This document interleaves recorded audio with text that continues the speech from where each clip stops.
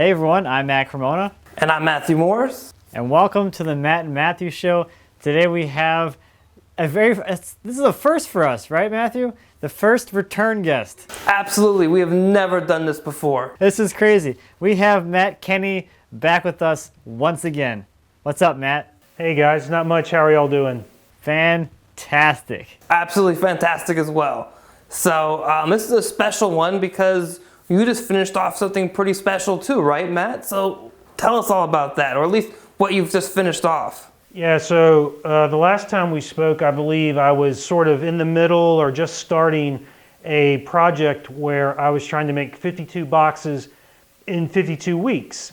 And I completed that project at the end of April, so just a few weeks ago. And it was pretty exciting to be done. It was a big relief to be done. And it's also a little bit of a storage headache because I now have approximately 52 boxes that I have to put somewhere. So, well, I'm going to help you out with some of that. Oh, I would love to have someone help me out with that. But it was a lot of fun. You know, in a way I'm happy to be done, but also I'm a little bummed out that I'm done because it was fun to always have something to make. So what do you think was like the biggest thing that you took away from this entire project for the whole? You mean so it pretty much I don't want to say dedicated, but well, it was a dedication of an entire year. But it was, I mean, that was your sole focus build wise for a whole year. That's amazing. Yeah, I did build a few other things along the way that were not involved with the box project, but yeah, I was really focused on the boxes. And for me, it started out as a design exercise. It was a way to improve my own design skills. And so the thing, in the end, what I took away from it, was the biggest benefit had to do with design. And what I learned was, and I suspected this going in, that in order to get good at designing things, or better at designing things, I should say, you have to actually design things, and you have to do it a lot. And so the repetition of designing a box, making the box, and then moving on to the next box with a new design and new execution and repeating that process 52 times was the biggest benefit to me. From the difference in my design skill now and a year ago is dramatic. It's really a big deal. And so not only did I learn how to design better, but also I improved my design aesthetic, I guess if you want to call it that, that I really expanded and started pushing out and exploring new, pushing my personal style in directions that it hadn't been going before. So those were the biggest takeaways for me. So now looking back at the first ones you did, are they like ugly to you, or do you see those issues that they're not maybe as good as the newer stuff? And is there any like specific ones you're like, I don't know what I was thinking with that one, it's just so off? This is going to sound a bit immodest of me, but no. I actually the first two boxes that I made, which unfortunately I don't have here with me, but I'm sure you can show a picture of them, I really like a lot. They're very simple, small rectangles with milk painted lids. And those were, I think, very good, but they were also about almost as far as I could take that particular style of box. In fact, I don't know if this vouches for them at all. I think it does. That Mike Pekovich and I was going to exchange a box for some lumber, and he asked for one of those boxes. So, if Mike likes those boxes, they must be pretty good, I would think. There are some boxes that I think I could have done a better job on, but those sort of happened here and there. And there are some boxes that I made where I was really experimenting with technique. And so I wouldn't say they were my best efforts, and they were just, and now when I think about it, I maybe don't even think of them because they were, I still think they're nice, but they were just me goofing around with technique. Like I made one box by hollowing out a piece of wood with a hollow chisel mortiser. You know, so it's kind of like a bandsaw box, but a hollow chisel mortiser box, which is kind of a goofy thing to do. So it's not something I would, you know, say this is fantastic, but it was still, I think it's still all right. So to ask a similar question that Matt just asked, one of the things I noticed while I was watching you build these on Instagram and the posts that would come from the magazine and emails and stuff you put up on the site and your site as well, that you really had an evolution in your handles from the ones that were inset or the ones that were proud or above a case from beginning to end. They just became more ornate or different angles. Can you talk about that for a minute? Yeah, absolutely. So, you know, Minnesota Matt asked about the, you know, the first box that I made, and the pull on that box was very simple. It's just a small little rectangle of cocobolo.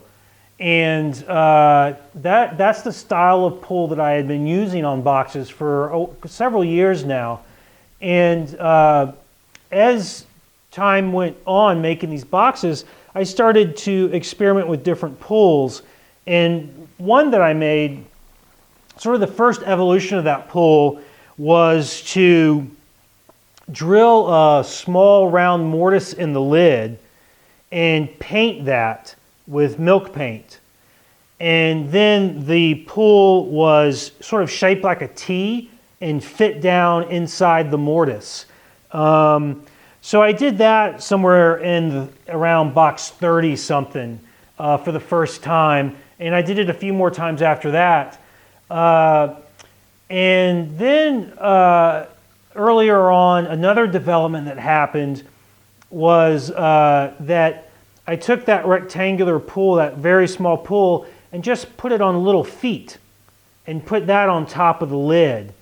And the feet were milk painted and the lid, the pull itself was cocobolo. So I started to experiment with different styles in that way. And eventually, I think all this experimentation met up with some pulls I started doing towards the end when I started to make some boxes that were inspired by Japanese design. And so I ended up with these pulls that were little bars on feet, and those would be made out of basswood. And then between the feet on the bar, I would wrap it in a heavy thread. Brown thread is what I've been using. And the idea for the thread came from some other pulls I'd made, which were ring pulls, round pulls that I had wrapped thread around. So I had this convergence of different pull styles all coming together, where I had the bar pull that became a pull on feet, and I had the ring pulls that were wrapped in thread, and then I had this bar pull that was set into a mortise that had been milk painted.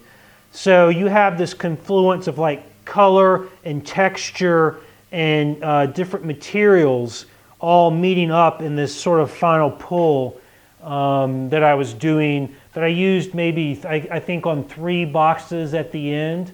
So there was that's something that I was particularly happy with, is that style of pull that I ended up using with the thread wrapped around it. I really like those a lot. Not only that, but like the interiors of your boxes, they evolved as well. Yeah, definitely, in a big way. When I've been at the magazine for 8 years, and the first 7 years I was, of course, making boxes. And back then, I would normally fit out the inside of a box by taking a piece of foam about a half-inch thick, and I would glue fabric down to that foam and then set it inside the box. And it looked nice, but it wasn't as clean and as tight as my overall design aesthetic was. And what I started to do was to, instead of use a fabric on a pad, I was milk painting the top surface of the bottom and then gluing that into a rabbet. And that created a really clean line around the sides, and it also gave you a really nice pop of color like the fabric did. And then just one day I said, well, instead of painting it, why not just glue the fabric directly to the bottom and then glue the bottom into the rabbet? And so I started doing that, and that's what I really like that, because with the fabric, not only do you get color, which you get with milk paint, but you can also get very interesting patterns involved. And you also have a greater variety of fabrics at your disposal than I do milk paint colors. And the fabrics also, this might sound a little funny, but they're all fairly feminine in their feel, which I like having that inside the box when you open it up. I like I hope that my boxes are, I think they are, they're elegant and graceful and refined, and I like that the interior reflects that. So I started to glue the fabric to the bottoms, and I did that on a lot of boxes, this time around. So, but I think it looks nice. Now that you've completed all these boxes and you've been doing this like the last year, what things do you think you can take from this whole endeavor, I'll call it, and apply it to the broader like furniture making things that you typically do? The first thing is, that I take away from it has to do with just, I understand my own design better, what I like. I understand that better. So now I know how to implement it better in furniture or in boxes. So, I realized that one of the things that I'm most sort of obsessed with in designing, one is sort of stripping everything away, all the ornamentation away, and just getting down to proportions and really dialing in the proportions. So, that's something that applies to boxes and to full-size furniture. So I've already, have a better understanding of what I'm doing there. The other thing I realized is that when I'm designing, it's usually initially I start in a two-dimensional way, that I'm either looking at the front of a piece, like for this tea box, I designed it by looking at the front of it only, or I look at the top of something, like a box like this, which has 3 compartments in it. I'm looking at the top down or the front, and what I'm doing is using the drawers or the lids or a door and arranging those into a pattern. And I realize that I do that all the time. So sort of no matter what I'm looking at these patterns. So I'm doing that more consciously now. And then I also realized that, I already knew this, that I really liked to integrate some type of color. I was doing it through milk paint. And I think I've refined how I use milk paint. I use milk paint now, instead of like painting the whole lid, I'll just paint the edge of the lid to give some definition and distinction to the shape of the lid, to the fact that it's sitting in the box. So I'm using it to create or to emphasize the proportions and the geometry or the patterns of the piece. So I've got those 3 things now, which are really not specific to a particular box or specific to a piece of furniture. They're sort of like overriding principles that I call on now when I'm designing. And I've also now got ways, I figured out, here's a cool way to implement color, or here's a cool way to use, that I can divide things up to get nice proportions and a nice pattern of shapes. And the last thing that I started to work on which is like, again, like another sort of overall obsession or principle, is texture. So I'm using fabric, which has a texture to it. Even if you can't feel it, you can still see the texture. And using thread around the pulls, which give you a texture when you touch. So, and also using kumiko, which creates sort of a texture and the different levels that it creates. I sort of ended up with these 4 things, distilled my design into these sort of 4 principles now that I can apply to anything. And so I'm able to design more with greater intention and greater clarity now than I was before. So Matt, after an entire year of doing this, would you say you have found your own personal style? Well, it's definitely, I mean, I sort of was already developing a personal design voice before I had begun. It's definitely way further along the road now. I don't think it's fully mature. I'm sure it's not, and I hope that it's not, because what I'm worried about is I would hate to get stale.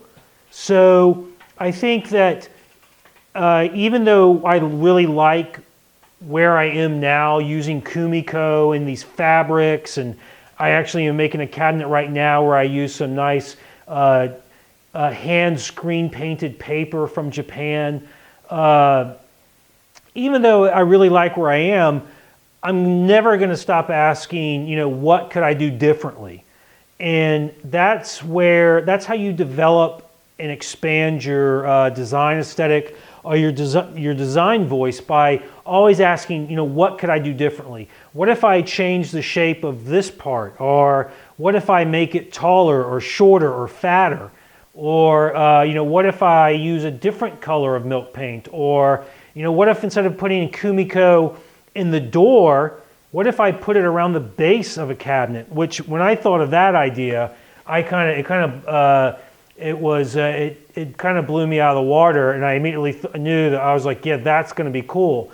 So it's like you always have to ask yourself what you could do differently. And so I'm definitely have a much better developed design voice, a much stronger and I think uniquely me design voice. But I also think that it's not one that is done developing. It's not, and I hope that it is never done developing. I don't want to become one of those guys who in 30 or 40 years is still making boxes or furniture that look exactly like what I'm making now. Before we jump over to a show and tell, I had another question I wanted to ask that came out of that one, which is, for you, when you're designing, what's the process? Are you sketching? Are you then going to cardboard? Are you going to a 3D model? What's that process for you, and how's it evolved over since box 1 to box 52? Okay, yeah, so the other thing that's really happened during this last year is that I've got better at the sort of the process of designing. And for me, I used to sort of design things, kind of sketch them out on graph paper and just not be too thorough. I would sort of have a vision in my head of what it was that I wanted to make, and I would work out the basic details, but then I would just go and start making. And over the last year, I've improved my ability to sketch, to actually draw in 2 dimensions, rather than 3 dimensions. I'm perspective stuff I'm a little sketchy on, but not bad. But so now what I do is I normally sit down with a sketchbook, and I'll just really quickly draw out 20, 30, 40 different ideas that are all based on the same core idea. So it's like, hey, I'm going to make a box that has 3 or 4 compartments in it. And so I just sit down and draw those 3 or 4 compartments as many different ways as I can. Maybe it's a rectangle, maybe it's a square, maybe all the compartments are the same size, maybe they're arranged like like the golden rectangle when you keep breaking it up. so I try to do as many different ideas as I can initially, just really fast sketches in my sketchbook, just asking what could I do differently. And after I've done that, I pick 2 or 3 that I really like the most, and I go back and I draw those again, larger, more carefully, really trying to pay attention to the proportions that I'm working with. And then after I've done that, and at that point I'll also make little notes with arrows pointing to things about, make this a miter joint, or this should be vertical grain Douglas fir, or paint this. Then I pick the one that I'm going to make, and I again do another drawing, and all these drawings are in ink in the same notepad, sketch pad. I'll draw that larger, I'll be even more careful, and I'll really try to get all the details in there. I use these ink pens that come in different thicknesses of line. So, I'll use a really thick line to denote the case parts, and I'll use a thinner line to denote things like drawer dividers, and that starts to give me a sense of the weight of the parts, and it gives me, so when I'm done with that, and I'll go back and again make my notes like miter joints, or wrap the grain around this up the side and over the top, and notes like that. At that point, I have a pretty good idea of the proportions and the design details and maybe some construction details, and I'll go to graph paper. And on the graph paper, and this is all still 2 dimensions really, I'll really dial in the dimensions, trying to preserve those proportions as best I could. And at that stage, that's when I'm ready to build. I've used SketchUp before, but I don't really like it. It doesn't really help me any, because honestly in SketchUp, I'm not patient enough to go through and do things like joinery, because honestly I don't care. It's like I know what a dovetail joint looks like. I know how I'm going to lay out my dovetails, so I don't really need to do that. So I'm just more comfortable sketching stuff, and I don't need this. Honestly, I don't sketch out joinery because that's not what I'm worried about. I'm not doing anything that's so complicated that I need to figure out joinery ahead of time. It's dovetails, it's mortise and tenon, it's bridle joints, it's kumiko. None of that's really complicated construction. Makes sense. So we've got this beautiful set of boxes in front of you.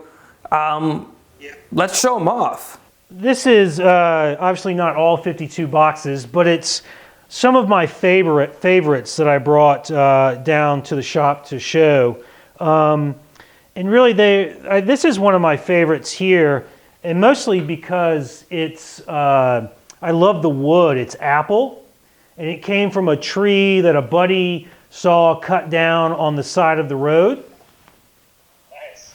And so we all got some, maybe 24 to 30-inch lengths of it, maybe not even that long. I cut it up myself, let it dry, and it's just apple is so beautiful. And it really goes nicely with this color of green milk paint that I mix up myself. So I just love this box because of the apple and the green milk paint. And I also love that you set it down and it just kind of goes down like a little air cushion ride. So that's one of my favorites. Very small, simple box.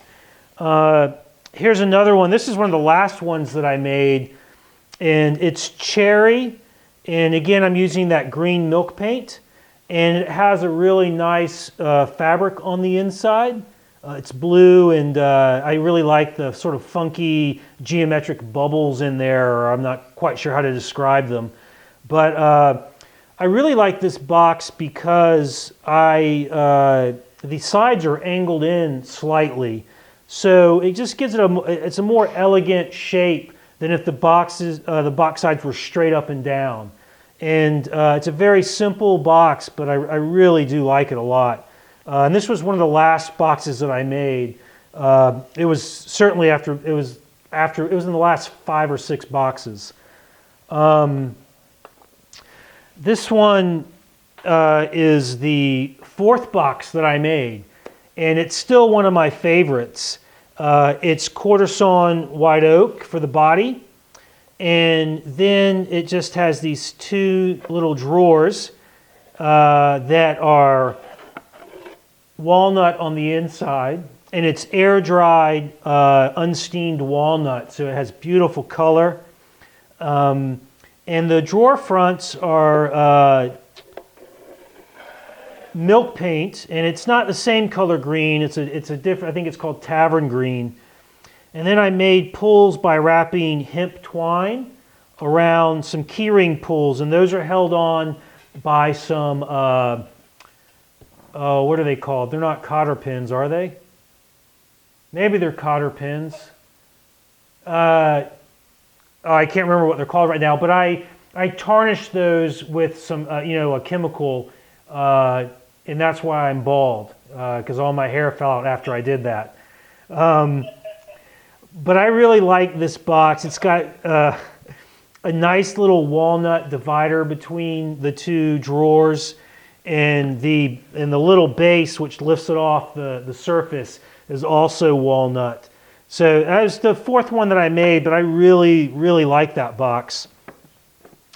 One of the things I experimented with was bandsaw boxes, because I'm on record as saying that they're actually, for the most part, the bandsaw boxes that I've seen in my life have been lamentable. Just really an embarrassment to woodworking.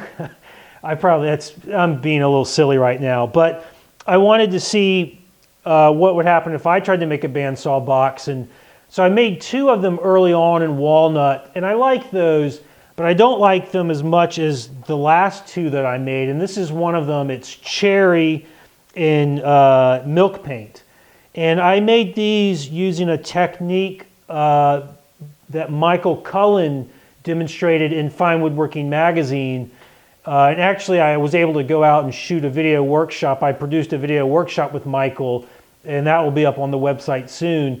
But that technique that he showed and what it enabled me to do allowed me to make boxes that I think are more indicative of who I am as a designer. So you've got the natural wood here, and you've got this little base down at the bottom with the edge painted milk paint. The lid is painted with milk paint, and then on the inside also you get a nice pop of color with the same marigold milk paint. So I really like the last 2 bandsaw boxes that I made. I think they turned out very nicely. Here's another box that I like. We started, Mike Pekovich and I, who Mike also works at the magazine. We sort of, he's always making stuff, I'm always making stuff. We're always talking about what we're making together. And we just both decided, through conversation that we would start making like tea boxes. So this is a very simple tea box that I made. It holds tea packets. So it has a space for, 3 different rows. And it's got a nice little fabric down in there at the bottom. And what I really like about this one, on the one hand, it's the feet, which is, as you can see, there's like a sled foot with 2 bars connecting them, and they have angles on the end just to give them a little more elegance. And that basic idea was reproduced up here with the pull, which the feet have angles and also the ends of the bar have an angle. And then I wrapped it in the brown thread, as I mentioned. This is probably my favorite pull, and it's one that I will begin to, I want to experiment with to see if I can reproduce it smaller, so that I can use it for like a drawer pull on a little box or something like that. So, but certainly I think my favorite 2 boxes oh, well, here's this little guy here too. This has that mortised circle that I talked about with milk paint. And it's got 3 compartments, and it's got a nice little fabric, a light blue with flowers on it. And I actually made this box. I made 2 of them at the same time, and I made it for a friend's daughter. She's a little girl, like 2 years old. He's given me a lot of wood through the years. He worked at Fine Woodworking too, and he gave me some really nice vertical grain Douglas fir. And this was the box that I designed with that fir. So I made one for his daughter, and I made one to keep for the 52 boxes project.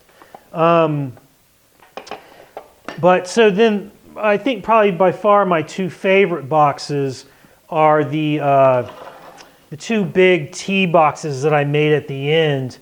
And the first one I made is this one you see back here.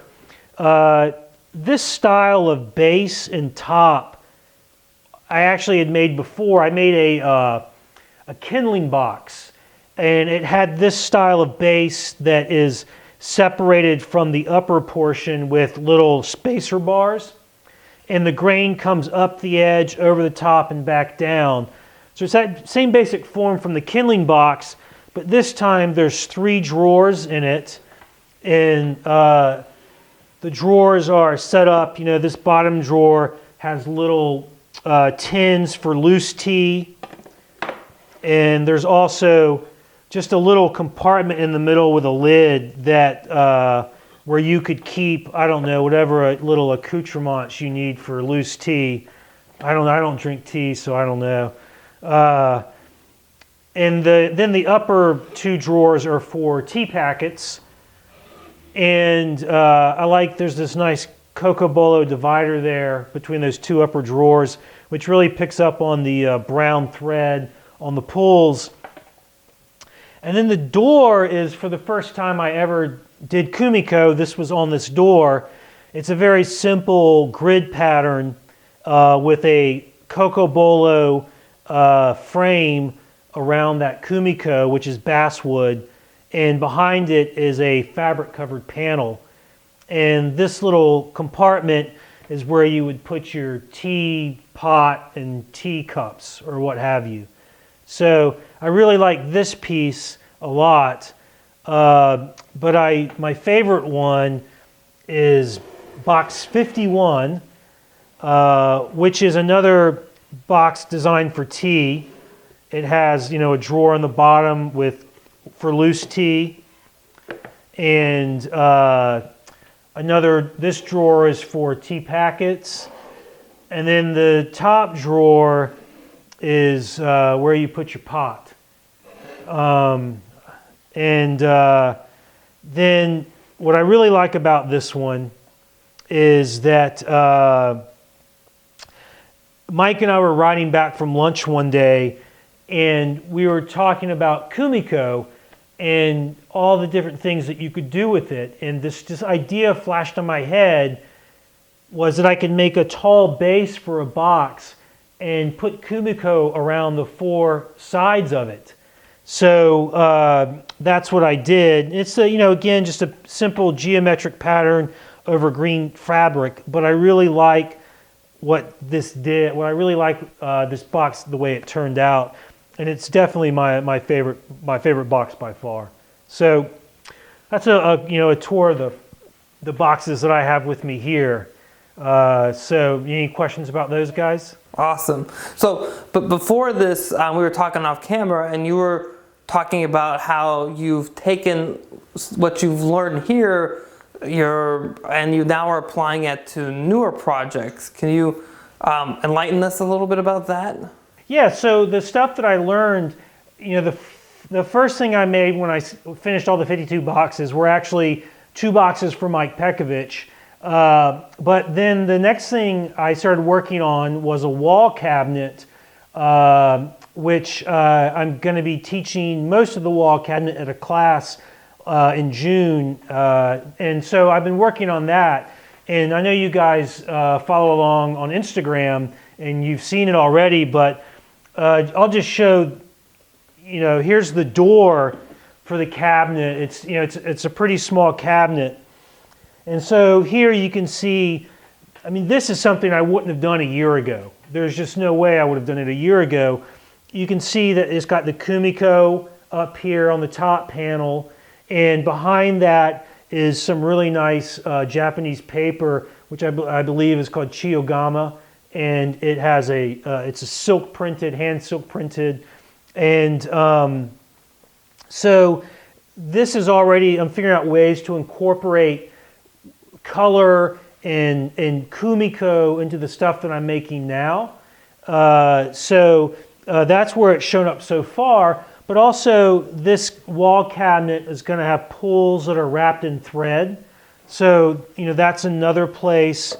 And, I should say on this door, it's a frame and panel door. And a lot of times, especially on a frame and panel door this small, you would see just the four parts of the frame and a basic panel.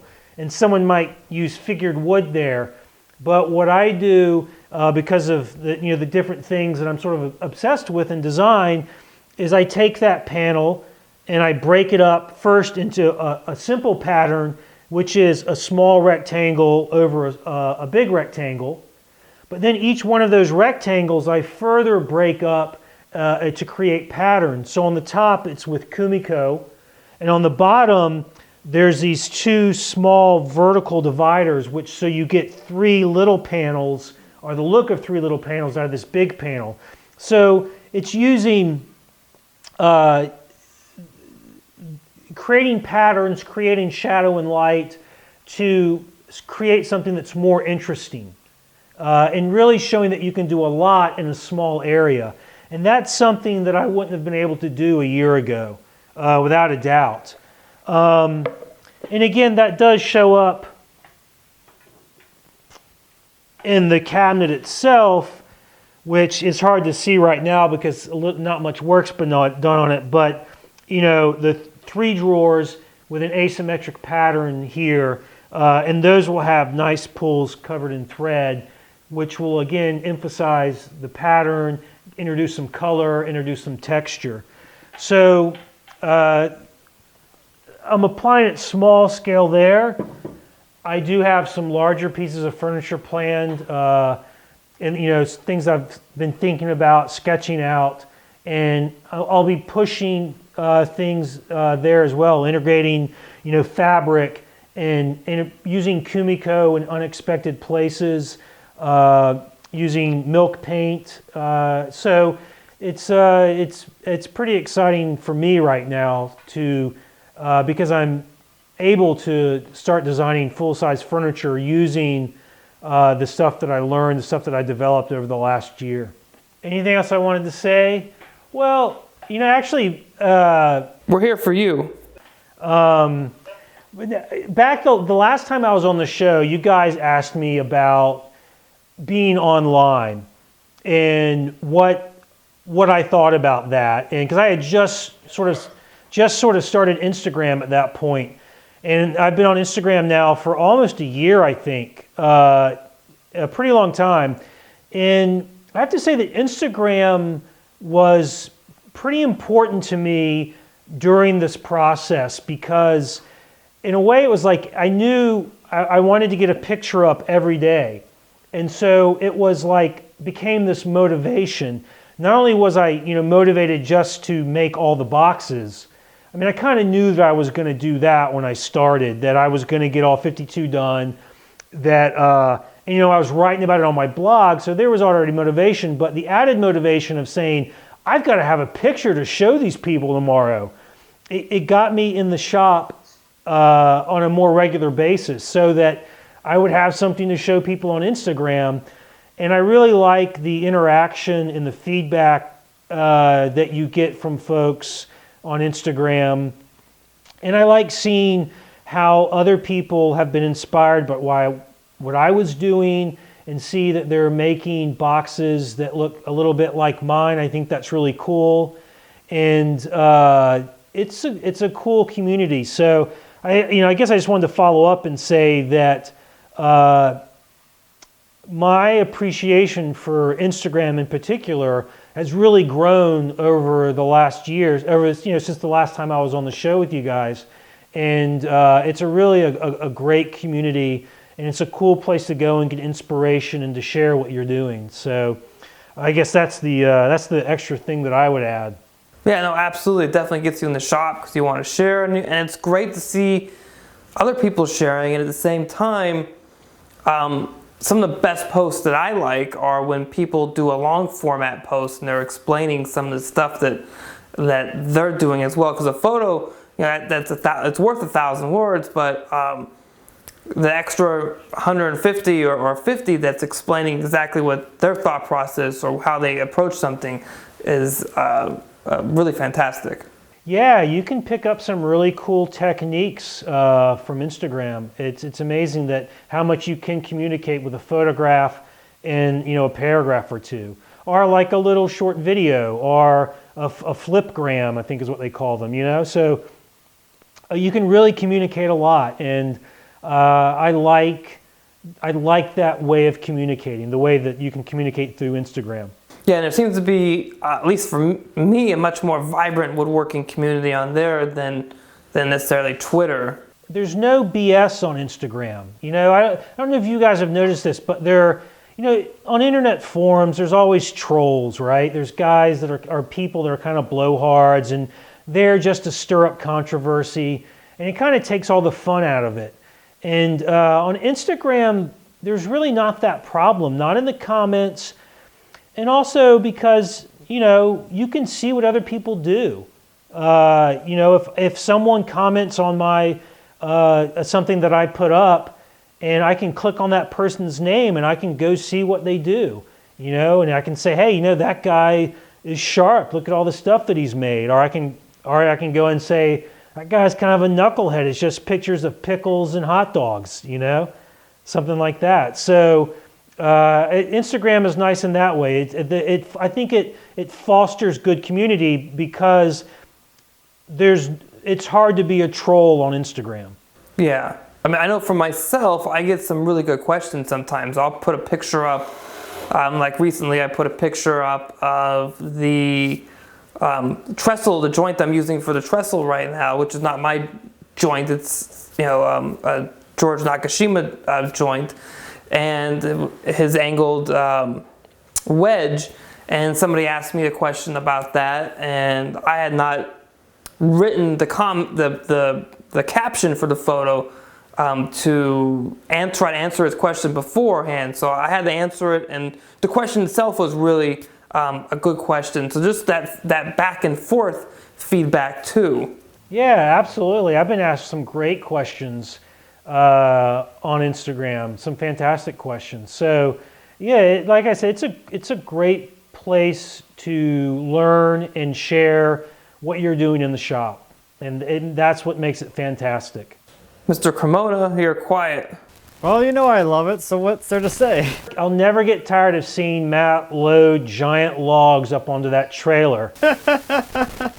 That's the coolest thing ever. That's a fantastic rig that you made. That's so cool. I get a lot of great comments about that thing, that's for sure.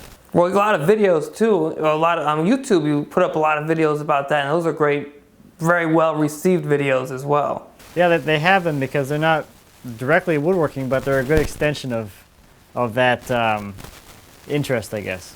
So when are we going to see you on YouTube, Mr. Kenney? Well, I'm already on YouTube if you go to Fine Woodworking, right? The Fine Woodworking channel.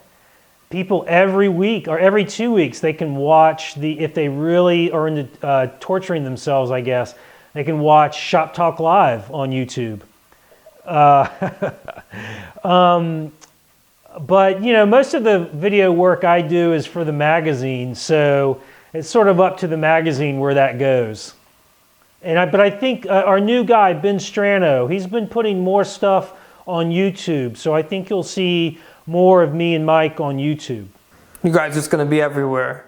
Well, thank you so much again for joining us, Matt. It was really special to be able to do it the first time, and just being able to circle back with you and look at these amazing boxes that you built over this last year, and sharing with us your progression in design and how you're applying that to stuff you're doing now going forward.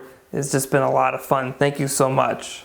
Yeah, well, thanks for having me on again, guys. I appreciate it. So, Mr. Kenney, how can people find you if they want to?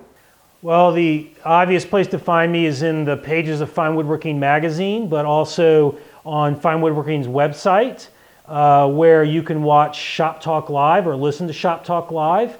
It's our bi-weekly podcast, and I'm on it with Mike Pekovich and our editor, Tom McKenna. And you can also see Shop Talk Live on YouTube. You can listen to it on iTunes or iHeartRadio. And you can find me on Instagram. My handle there is Kenney.Matt.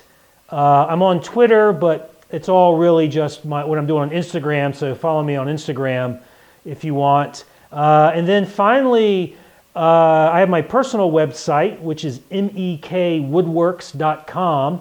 And there on my blog, I have written about each one of the 52 boxes, along with some other things along the way.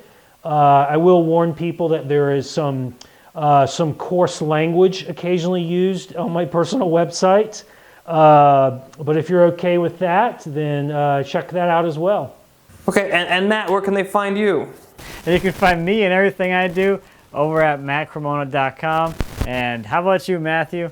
And you can find me and everything that I do over at mmwoodstudio.com. And as always, please subscribe to the channel, share it with your friends, and hit that thumbs up button if you like this video. Goodbye. Bye.